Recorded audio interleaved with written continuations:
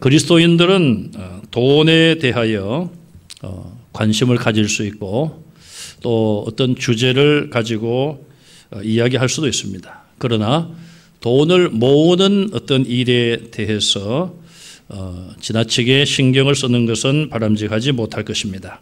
위대한 신학자인 윌리엄 템플은 이런 말을 했습니다. 영을 따라 생각하는 사람과 물질을 따라 생각하는 사람이 다른 것은 그들이 서로 다른 것을 생각하는 것이 아니라는 거예요.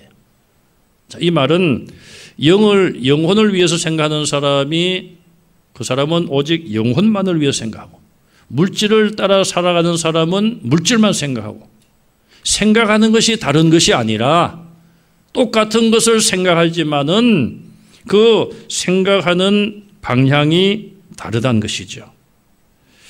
똑같은 것을 서로 다르게 생각하는데 문제가 있다는 것입니다.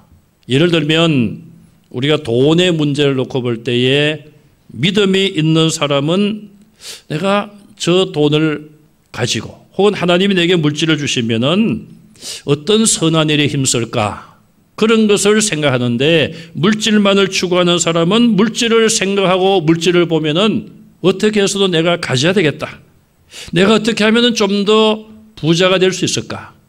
그런 생각에 그친다는 사실입니다. 그래서 신약 성경이 기록될 당시 예수님이 또한 조금 전에 예수님이 활동하실 이 당시에 헬라 문화, 그리스 세계는 물질은 악하고 영혼은 선하다. 이런 사상이 주류로 흐르고 있었습니다. 물질은 악한 것이고 영혼은 선한 것이다. 자, 여러분들은 어떻게 생각을 하십니까? 구약의 선지자들과 신약 성경의 저자들을 통해서 성경에서 보면 영혼은 선할 수도 있고 악할 수도 있다. 그렇게 말하고 있어요. 물질도 복이 될 수도 있고 저주가 될 수도 있다. 그렇게 성경을 통하여 가르치고 있습니다. 우리가 생각할 때 예수님께서 말씀을 많이 가르치셨는데 기도는 이렇게 해라, 전도는 이렇게 해라, 찬양은 이렇게 해라. 또 천국에 대해서 너희가 영적으로 이렇게 살아라. 그렇게만 말씀을 하셨을까요? 사복음서의 빨간 글씨로 예수님이 가르치신 말씀을 쭉 종합해서 보면 기도에 대한 것보다는 오히려 물질에 대한 말씀을 더 많이 하셨다는 거예요. 자, 그러면 예수님이 우리 성도들이 이 땅에서 기도 생활하는 것보다도 돈에 관심을 가지고 돈을 어떻게 벌 것인가 거기에 대하여 가르쳐 주셨는가? 그것은 아니란 것이죠. 자, 그러면 우리가 먼저 성경 속에 나오는 물질에 대한 어떤 의미를 한번 정리해 보겠습니다. 창세기 1장은 하나님께서 모든 만물을 창조하셨다고 선언하고 있습니다. 이 설명이 아니라 선언이에요. 과학적인 증명이 아니라 선언입니다. 제가 가끔 말씀을 드립니다마는 현대 과학은 이 모든 생명의 시작과 모든 자연의 시작을 과학적으로 증명하지 못하고 설명하지 못하고 있어요. 조그만 미생물에서 그것이 점점 하등동물, 고등동물로 발달이 되어 인간이 나왔다. 원숭이들을 보면 하는 행동을 보면 우리하고 좀 닮은 부분이 없지 않아 있어요. 그렇다고 해서 원숭이가 과연 점점 고등동물로 발달을 해서 인간으로 바뀌었는가? 과학은 그렇게 말하고 있습니다. 그것이 과학이 대답하는 최선의 대답이에요.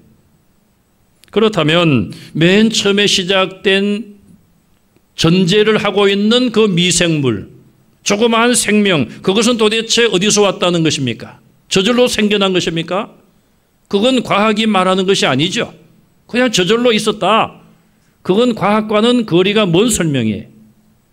그래서 결국은 우리가 창조론을 하나님이 모든 만물을 창조하셨다는 이 선언을 받아들여야지만 그 문제에 대한 해결이 되는 것입니다. 그걸 받아들이지 못하면은 이 문제는 영원히 풀리지 않는 거예요. 그래서 현대 과학이 아무리 발달을 하더라도 인간의 생명의 시작, 모든 자연의 세계가 어떻게 존재하고 있는지에 대해서 대답을 내놓지 못하고 있는 것입니다.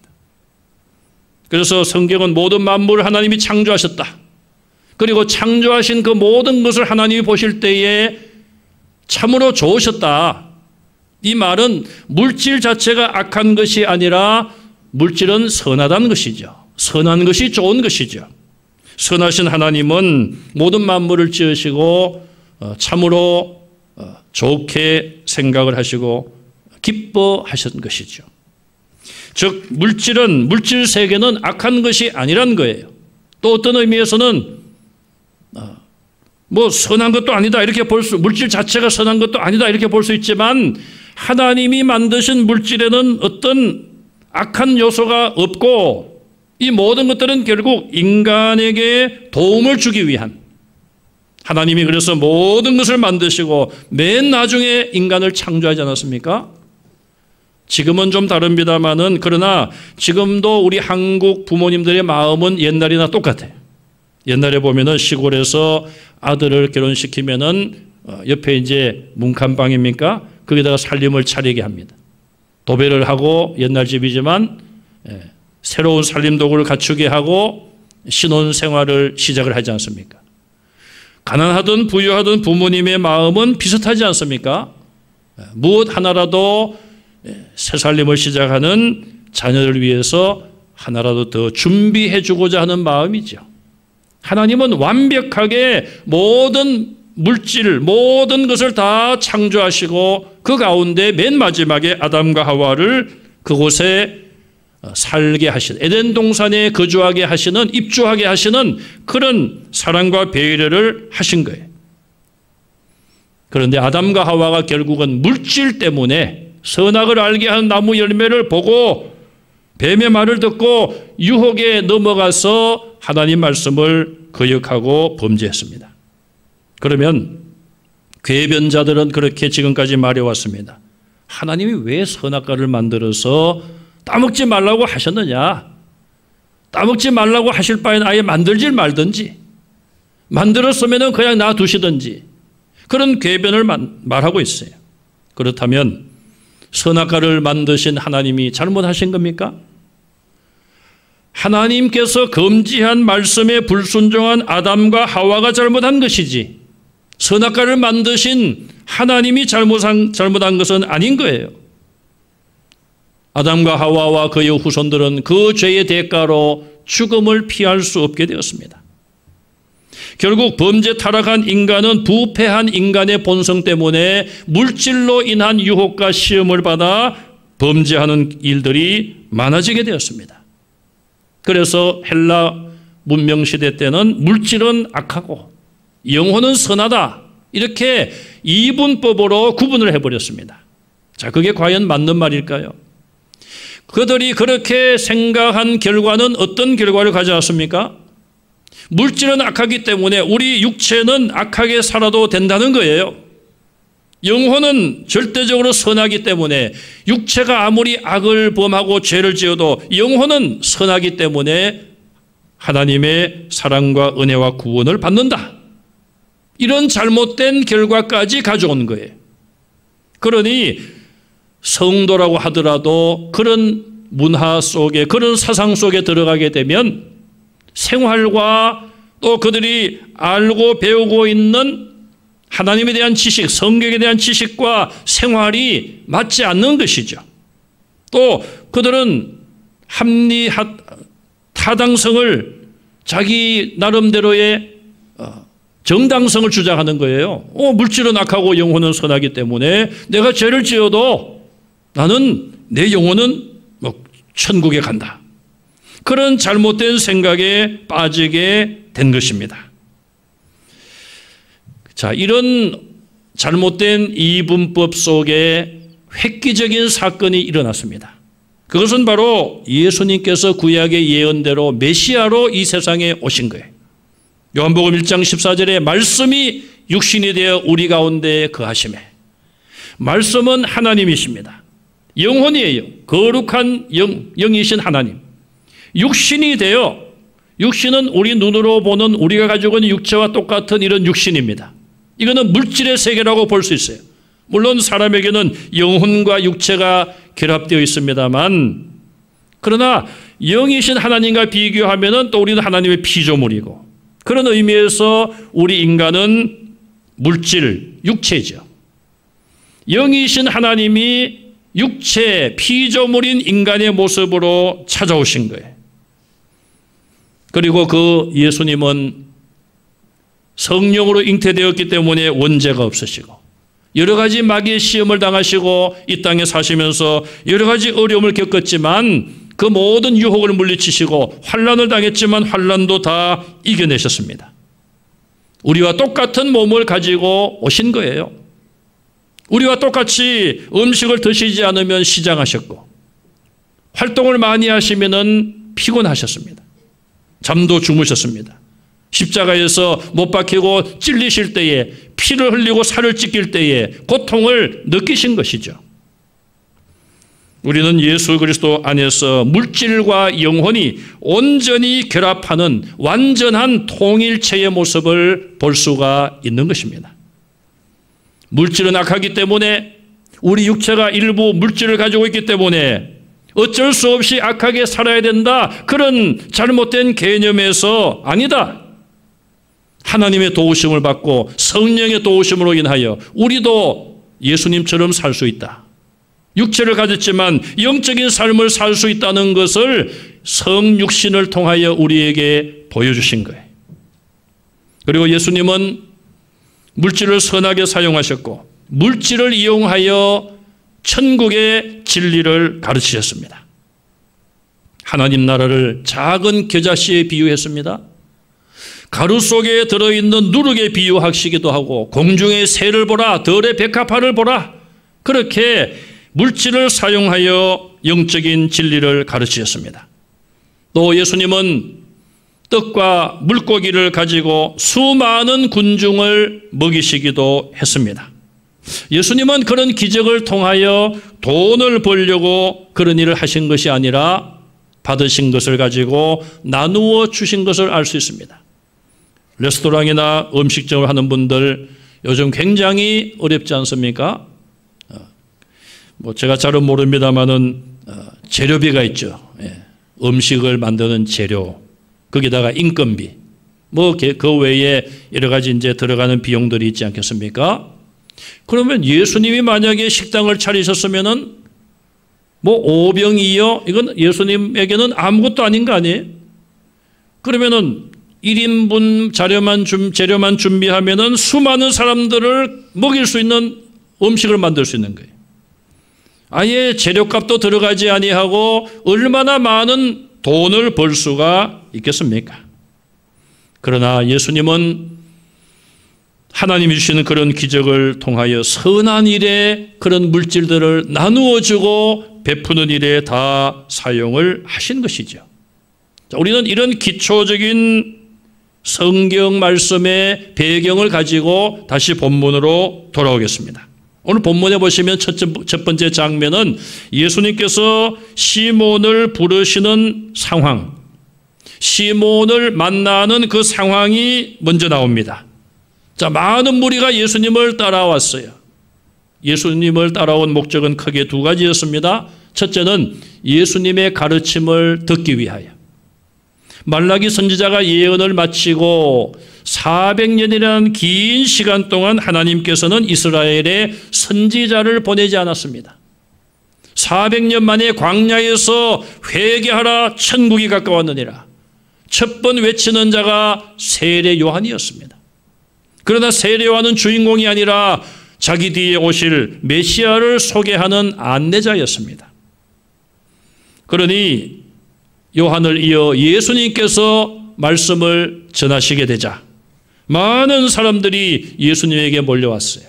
그래서 예수님은 그 무리들에게 가르치기 위하여 마침 게네사렛 호숫가였기 때문에 갈릴리 바다라고도 말하고 있죠.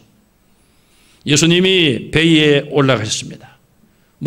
배가 몇 개 있었겠습니다만은 그 중에 하나가 아니라 시몬의 배에 예수님이 올라가셨어요. 이건 예수님이 의도적으로 시몬을 제자로 부르시기 위하여 시몬의 배에 의도적으로 올라가신 거예요. 그리고 시몬에게 부탁을 합니다. 배를 땅에서 좀 떨어지게 하라. 예수님은 시몬의 배를 강단으로 삼고 이제 육지에 있는 무리들에게 말씀을 가르치신 거예요. 자, 이 시몬의 사명이 큽니다. 왜냐하면 아무래도 이 호수에 물이 출렁이고 하면은 배가 움직일 거 아닙니까? 군중들은, 무리들은 여기서 기다리고 있는데 배가 떠내려가면 안 되죠. 그래 이 시몬은 배가 가능하면 움직이지 않고 그 자리에 있도록 자기 실력을 다하여 지금 배를 멈추고 있는 것입니다. 왜 예수님은 이런 부탁을 하셨고 시몬은 왜 이 부탁을 들어주셨을까? 시몬은 4장 38절에 올라가서 보면은 예수님께서 시몬의 장모가 열병으로 고생할 때에 열병을 고쳐주셨어요. 아마 그런 신세를 졌기 때문에 예수님의 이런 요청을 거절할 수 없어서 들어주었다, 그렇게 생각할 수가 있을 것입니다. 자, 그리고 이 시몬을 찾아왔을 때에 시몬은 무슨 일을 하고 있었는가? 2절 하반절에 보면은 그물을 씻고 있었습니다. 왜 그물을 씻는가? 5절에 보면은 시몬과 그의 동료들은 밤새도록 물고기를 잡다가 이제 아침이 되어 항구로 돌아온 것이죠. 배를 정착하고 그물을 씻고 있습니다. 요즘은 바다에 사람들이 버린 쓰레기가 바다까지 흘러가서 바다까지 바닷속을 오염시킨다고 합니다. 저도 지난번에 한번 제주도 갔을 때 보니까요, 작년인가요? 이제 갔을 때 보니까 이 바닷가에 쓰레기가 그냥 어디서 몰려와가지고요, 바닷가에 쓰레기가 너무 많더라고요. 그래서 제 마음 같아서는 그냥 우리 노회 임원들이 가서 좀 봉사를 할까 그런 생각도 뭐 안 한 것은 아닙니다만은 요즘은 글쎄요, 물고기 반 쓰레기 반인지 모르겠어요. 그 당시는 뭐 쓰레기는 없다 치더라도 밤새도록 물고기를 잡았지만 한 마리도 잡지 못하고 아침이 되어 돌아와서 육체는 지쳐 있었죠. 자기들의 그 본업에서 수고를 했지만 아무런 열매를 거두지 못한 거예요. 마음은 얼마나 힘들겠습니까? 사랑하는 가족들이 자기가 물고기를 많이 잡아야지만 양식도 될 수 있을 것이고 그걸 팔아서 돈을 가져가야지만 집에서 돈도 쓸 수 있을 텐데 밤새도록 헛수고를 하고 말았습니다. 육체는 지쳐 있습니다. 기분도 좋지 않습니다. 그래서 그물을 씻으면서 이제 오늘 낮에는 쉬고 오늘 밤에 다시 나가자 준비를 하는 것이죠. 그때 예수님께서 시몬에게 가신 거예요. 시몬이 예수님을 찾아간 것이 아니라 예수님께서 시몬을 찾아오신 거예요. 저와 여러분들이 예수님을 향하여 먼저 나아간 것이 아니라 예수님께서, 하나님께서 저와 여러분들을 하나님의 자녀로 선택하시고 불러주신 것을 믿으시기 바랍니다. 실패한 시몬과 그의 동료들에게 예수님이 찾아오셨어요.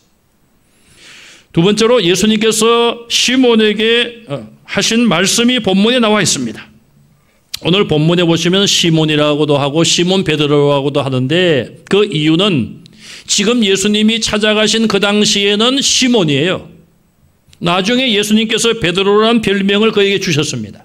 그리고 이 성경 자체는 예수님 부활하신 이후에 기록이 되었기 때문에 본문에는 베드로라는 말도 기록이 되어 있는 것입니다. 예수님께서 배에서 무리들에게 말씀을 가르치고 끝난 이후에 4절에 베드로에게 이렇게 말씀하십니다. 깊은 데로 가서 그물을 내려 고기를 잡으라. 배에 육지를 대라. 내가 이제 가르치는 게 끝났으니 그런 말씀이 아니라 오히려 깊은 곳에 가서 그물을 내려 고기를 잡으라고 말씀하고 있습니다. 아마도 그물을 씻는 것이 다 끝나고 그물을 배에 올려놓았던 것입니다. 베드로는 또 그의 동료들이 그 말씀을 듣고 어떤 생각을 했을까요? 조금 전에 말씀드린 것처럼 그들은 밤새도록 수고했기 때문에 육체적으로 지쳐 있으며 그 수고한 대가로 고기를 잡지 못하여 마음이, 기분이, 감정이 좋지 않습니다. 그런데 지금 예수 선생님이라는 분이 와서 말씀을 가르치고 끝나더니 자기들에게 깊은 도로 가서 고기를 잡으라고 명령을 하고 있습니다. 예수님은 그 당시 30세쯤 되셨고 베드로는 40 이상이 된 걸로 생각할 수 있는데 베드로는 어떤 생각을 했을까요? 여러분들이 베드로 입장이라면은 마음이 어떠했겠습니까? 내가 지난 30여 년 동안 고기를 잡으며 잔뼈가 굵은 사람인데 아니 저 목수의 아들이고 목수인 예수 선생이 하나님 말씀을 가르친다고 하더니 이제는 우리에게 고기를 잡으라고 명령을 하네? 그런 생각을 가질 수밖에 없는 거예요. 또 더군다나 지금 시간은 아침 시간입니다. 밤새도록 고기를 잡고 아침에 그들이 항구에 들어온 거예요. 뭐 옛날이나 지금이나 물고기들이 낮에는 입질을 잘 안 하고 잘 못 잡는다고 합니다. 여러분 가운데 낚시를 좋아하시는 분들이 계신지 모르겠습니다만은 저는 낚시하고는 거리가 좀 멉니다. 어떤 목사님이 수요일 날 오전에 이제 일찍 설교 준비를 끝내고 낚시를 좋아하는 분이에요. 낚시를 갔답니다. 뭐 예배가 저녁에 있으니까. 그래서 고기를 잡는데 그날따라 잘 잡혔다는 거예요. 시간 가는 줄 모르고 그냥 기분 좋게 그냥 고기를 그냥 가득 잡아가지고 그냥 찬송을 하면서 그냥 막 흥얼거리면서 이제 자기 집으로 돌아오는 거예요. 이 사택 가는 교회 가는 그 골목으로 들어오는데 저 보니까 뒷모습만 봐도 아는 권사님이 가시는 거예요. 창문을 탁 내리고 차를 세우고 권사님 어디 가세요?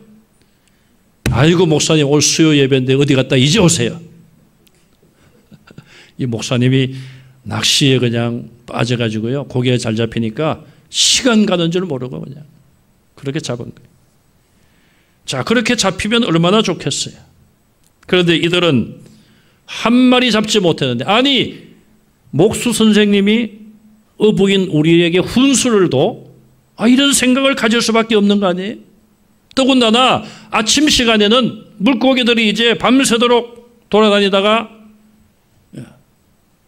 이 바위 밑에 돌 밑에 숨어서 잠을 자고 입질을 안 할 시간이라 그 말이에요. 또 이 갈릴리 호수는 입구에 신선한 물이 들어오는 물 수심이 얕은 곳이 있는데 그곳에 고기들이 모인다는 거예요. 수심이 얕은 곳에서 잡아야지 깊은 데 가봐야 없다는 것을 그들은 알고 있습니다. 그들의 경험을 토대로 알고 있는 거예요. 그런데 목수의 아들이요 목수인 예수 선생이 하는 말이 깊은 데 가서 밤도 아닌 이 아침에 그물을 내리라고 하네. 이것이 예수님께서 시몬에게 하신 말씀이었어요. 세 번째로 이 말씀에 대한 시몬의 반응이 5절에 나옵니다. 예수님께 뭐라고 이야기합니까? 밤새도록 우리가 수고했지만 잡은 것은 없습니다. 그러나 당신의 말씀대로 그물을 내리겠습니다. 우리는 오늘 이 본문을 읽어봐서는 베드로가 어떤 심정을 가졌는지 정확하게 알 수가 없어요. 지금까지는 베드로가 그래도 예수님 말씀에 순종했다. 물론 그물을 내렸으니까 순종한 것은 맞아요. 그러나 과연 그의 마음속에 믿음이 있었겠는가? 우린 실패했지만 이 예수님이 말씀하셔서 순종하면은 성공하리라는 그런 기대와 믿음이 있었겠는가? 그건 아닐 거예요. 그래도 고기 잡는 데는 우리가 전문가인데 아니 우리가 못한 일을 당신이 하라고 합니까? 어디 물고기 잡는데 당신이 박사인지 우리가 박사인지 그걸 한번 해봅시다. 뭐 내리라고 하니까 한번 내려보죠. 그 정도 반응인 것을 짐작할 수 있습니다. 자, 네 번째로 시몬이 예수님 말씀대로 행한 결과가 6절에 나옵니다. 그렇게 하니 예수님이 하신 말씀대로 하니 그물이 찢어질 정도로 고기가 많이 잡혔습니다. 그래서 다른 동무에게 손짓을 하여 오라고 도움을 요청합니다. 이렇게 놀라운 일이 벌어졌는데 저 같으면 소리를 막 질러가지고 막 빨리 오라고 이리. 왜 손짓을 했을까요? 그건 영업 비밀인 거죠. 지금 어쨌든 예수 선생이 참 이상하다. 어쨌든 우리가 못했는데 이 자리 깊은 데 와서 그물 내리니 이렇게 지금 그물이 찢어지고 이 장소 예수 선생이 이 고기 잡는 명당을 어떻게 알았는가. 이 자리는 아무에게도 알려줄 수 없지. 그래서 자기 동료에게 손짓을 한 거죠. 친구에게. 황금어장을 발견했다는 것이죠. 시몬의 배와 손짓하여 온 친구의 배는 고기로 가득 찼습니다. 두 배가 만선이 되어서 거의 잠길 정도로 고기가 차고 넘쳤어요. 이런 결과를 체험한 시몬은 무슨 생각을 했을까요? 아니, 저 예수 선생이 도대체 어찌 되어서 이런 자리를 알고 있었던가? 우리가 지금 평생을 물고기를 잡았지만 이런 처음이다. 저 정도 실력이라면 예수 선생과 함께 하면 곧 부자가 될 수 있겠구나? 그런데 예수는 돈을 벌지 않고 왜 사람들을 강사료도 받지 않고 가르치러 이리저리 다니고 있을까? 돈도 받지 않고 왜 병을 고쳐주고 있을까? 왜 귀신을 내고 있을까? 예수님은 두 배를 고기로 가득 채운 그런 기적보다도 하나님의 말씀을 더 중요시 하셨고 하나님의 일을 더 중요하게 생각하신 것이죠. 그리고 그 일을 이루기 위한 하나의 과정으로 이런 기적을 일으키게 한 거예요. 베드로와 그의 어부들이 어렵고 실패하고 그들에게 물질이 필요하여 그들에게 필요한 것을 채워주기 위해서 이런 역사를 일으키신 것이 아니라 그들에게 깨달음을 주시고 그들을 불러 하나님의 일을 시키기 위하여 이런 기적을 행하신 것이죠. 다섯 번째로 시몬의 반응이 나옵니다. 8절에 보니까 베드로가 이를 보고 고기가 두 배에 가득 찬 것을 보았습니다. 또 그의 동료들조차도 다 똑같이 놀라운 이 일에 대하여 경이하게 정말 이런 처음이라는 그런 표정과 그런 반응을 다 보았습니다. 그것을 보고 그래서 어떤 의미에서는 체험적인 신앙이 필요합니다. 물론 베드로와 그의 형제 안드레, 야고보와 요한 그 자리에 있었던 이 네 사람 그들은 이런 일뿐 아니라 3년 동안 예수님을 따라다니며 많은 기적을 보았습니다. 그러나 그 기적이 신앙의 전부는 아니었습니다. 그런 기적을 보고도 예수님이 부활하시겠다는 그 말씀대로 부활한 것을 믿지 못했잖아요. 눈에 보이는 것만이 다가 아니며 체험하는 것만이 신앙의 전부는 아니지만 그러나 때로는 우리의 믿음이 흔들릴 때에 하나님께서 역사하시고 우리의 기도에 응답을 주시고 하나님의 살아계심을 우리에게 보여주시는 그런 영적인 비밀이 우리에게는 필요한 것이죠. 시몬이 이런 모습들을 본 이후에 예수님께 뭐라고 반응을 보입니까? 주여 나를 떠나소서 나는 죄인입니다. 선생으로 불렀던 이름을 호칭을 이제는 주님으로 예수님을 향하여 부르고 있습니다. 그리고 나는 죄인입니다. 나 같은 죄인이 주님을 가까이 할 수도 없사오니 나를 떠나십시오. 이사야 6장에 보면은 이사야 선지자가 하나님의 임재를 체험하고 화로다 나여 망하게 되었도다. 하나님의 임재를 체험하고 기뻐하는 것이 아니라 화로다 나여 망하게 되었다. 이제 나는 죽는다 이 말이에요. 왜? 입술이 부정한 백성으로서 거룩하신 하나님을 배웠기 때문에 입술이 부정한 백성들 중에 살기 때문에 나 같은 죄인이 하나님의 거룩함을 체험했으니 나는 죽는다. 그런 고백을 한 것이죠. 여러분, 회개라는 것은 나의 죄악됨을 고백하는 데서 시작이 되고, 예수님이, 하나님이 우리의 회개를 받으시고 십자가의 보혈로, 말씀으로, 성령으로 우리를 정결케 하실 때에 우리는 하나님의 자녀로 거듭나는 줄로 믿습니다. 시몬은 자기가 죄인임을 발견하고 고백했습니다. 예수님을 생각할 때 어떤 생각을 가졌을까요? 일단은 선생님에서 주님으로 바뀌었습니다. 아니, 이분은 도대체 누구이길래 이렇게 놀라운 일을 하고도 내가 지금까지 경험하지 못했던, 내가 인정할 수 없는 이런 일을 행하시는 분이 이 예수가 과연 누구이신가? 아니, 이런 능력을 가지고도 자기의 부를 위해서 살지 아니하고 하나님의 말씀을 많은 사람들에게 가르치고 아무런 조건 없이, 값도 없이 병자들을 고치시고 배고픈 자들을 먹이시는 이분이 과연 누구인가? 시몬에게는 그런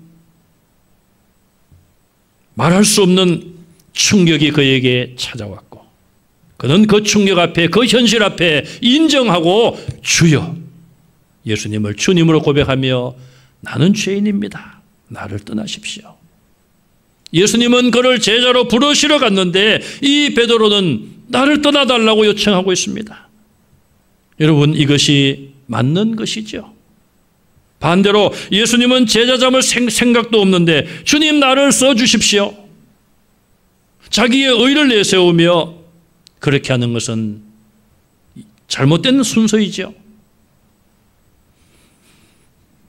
내가 죄인임을 회개하고 깨닫고 회개하고 고백할 때에 죄의 사함을 받고 그 다음에 주님께서 우리를 사용하시는 줄로 믿습니다. 다섯 번째로 예수님께서 베드로를 제자로 부르신 내용이 마지막으로 나와 있습니다. 두려워하는 시몬에게 무서워하지 말라, 이제후로는 내가 사람을 취하리라. 시몬은 이 주님의 부르심 한마디에 주님 앞에, 주님의 무릎 앞에 엎드러지고 말았습니다. 그리고 모든 것을 버려두고 예수님을 따라가는 제자가 되었습니다. 어떤 사람은 그 2배의 가득한 물고기는 어떻게 하고 예수님을 따랐습니까? 그건 영적인 생각이 아니지요. 우리가 물질을 생각하면 거기에 관심이 많은 거예요. 뭐 그건 그의 가족들이 어떻게 했겠죠. 자, 물고기는 잡히면은 죽습니다. 그러나 시몬과 예수님의 제자들을 통하여 사람을 낳고 사람을 취하게 되면은 죽는 것이 아니라 죽음의 길로 가는 사람들이 복음으로 낚이게 되고 복음으로 하나님의 백성이 되면 그들은 영생을 향하여 가는 길이 달라지게 됩니다. 그동안 평생을 물고기 잡는 일에 온갖 기술을 가지고 있던 베드로는 이제 영혼을 구원하는 일에 쓰임받게 되었습니다. 말씀이 육신이 되어 오신 예수님, 베드로를 먼저 찾아오셨고 도움을 요청하셨고 실패한 그에게 엄청난 능력을 보여주셨습니다. 베드로가 보기에 저분은 부자가 될 수 있는데 왜 저렇게 계실까? 그런 베드로에게 나를 따라오라, 사람을 취하는 자가 되게 하리라. 마태복음에서는 나 사람을 낚는 어부가 되게 하리라 말씀을 하셨습니다. 베드로는 아직은 잘 모르지만은 예수님께서 그를 부르실 때에 그는 물질을 초월해 살고 계시는 그 예수님의 부르심에 응답을 하고 순종하여 그 길을 갔습니다. 그가 예수님의 십자가의 죽음을 받아들이지 못하고 칼을 휘둘러 무력으로 십자가의 죽음을 막아보려고도 했습니다. 아직도 영적인 사람이 덜 된 것이죠.